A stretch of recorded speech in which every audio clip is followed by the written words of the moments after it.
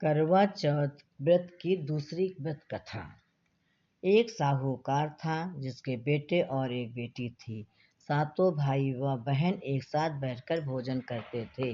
एक दिन कार्तिक की चौथ का व्रत आया तो भाई बोला कि बहन आओ भोजन करें। बहन बोले कि आज करवा चौथ का व्रत है, चांद उगने पर ही खाऊंगी। तब भाई ने सोचा कि चांद उगने तक बहन भूखी रहेगी, तो एक भाई ने दिया जलाया।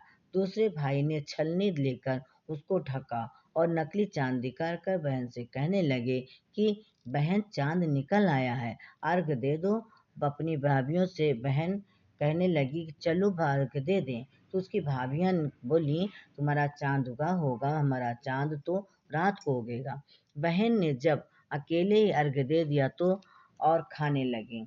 तो पहले ग्रास में बाल आ गया, दूसरे ग्रास में कंकड़ आया और तीसरा मुंह ग्रास की ओर किया तो उसकी ससुराल से संदेशा आया कि उसका पति बहुत बीमार है, जल्दी भेजो। माँ ने तब लड़की को विदा किया तो कहा कि रास्ते में जो भी मिले उसके पांव लगना और जो कोई सुहाग का आशीर्वाद दे तो उसके पल्ले में गांठ लगाकर उसे कुछ रुपए दे देना। बहन जब भाइयों से विदा हुई तो रास्ते में जो भी मिला उसने यह आशीर्वाद दिया कि तुम 7 भाइयों की बहन हो, तुम्हारे भाई के सुखी रहें और तुम उसका सुख देखो। सुहाग का आशीर्वाद किसी ने भी नहीं दिया। जब वह ससुराल पहुंची तो दरवाजे पर उसकी छोटी ननद खड़ी थी।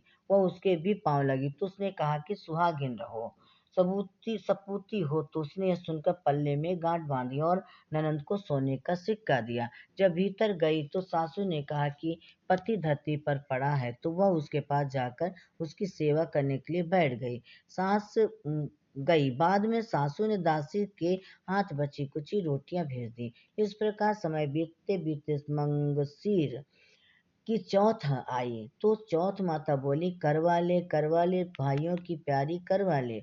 लेकिन जब उसे चौथ माता नहीं दिखाई दी तो वो बोली हे माता, आपने मुझे उजाड़ा तो आप ही मेरा उद्धार करोगी, आपको मेरा सुहाग देना पड़ेगा।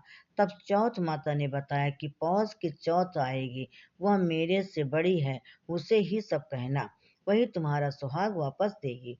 पौष की चौथ आकर चली गई, माघ की भी चली गई, फागुन की चौथ भी आकर चली गई, चैत बैसाख जेठ आषाढ़ और सावन भादों की सभी चौथ आई और यही कहकर चली गई कि आगे आने वाली तो को कहना। असौज की चौथ आई तो उसने बताया कि कार्तिक की चौथ नाराज है, उसी से तुम्हारा सुहाग लिया है, वही वापस कर सकती है, वही आएगी तो पांव पकड़ विनती करना। यह बताकर वह भी चली गई।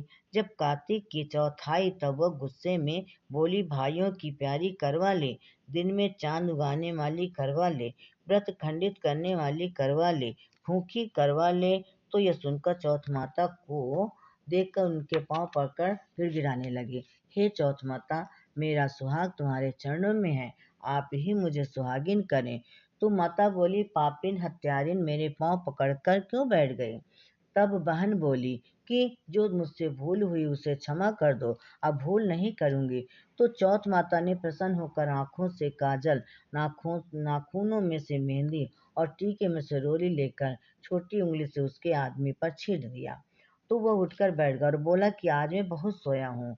वह बोली क्या सोए, मुझे तो 12 महीने हो गए, अब जाकर चौथ माता ने मेरा सुहाग लटाया है। तब उसने कहा कि जल्दी से माता का पूजन करो। जब चौथ की कहानी सुनी, करवा पूजन किया तो प्रसाद खाकर दोनों पति पत्नी चौपट खेलने बैठ गए। नीचे से दासी आए, उसने उन दोनों को चौपट पासों में खेलते देखा तो उसने सासू जी को जाकर बताया। तब से सारे गांव में ये बात प्रसिद्ध हो गई कि सब स्त्रियां चौथ का व्रत करें तो सुहाग अटल रहेगा। जिस तरह से साहूकार की बेटी को सुहाग दिया, उसी तरह से चौथ माता सबको सुहागिन रखें। यही करवा चौथ के उपवास की सनातन महिमा है।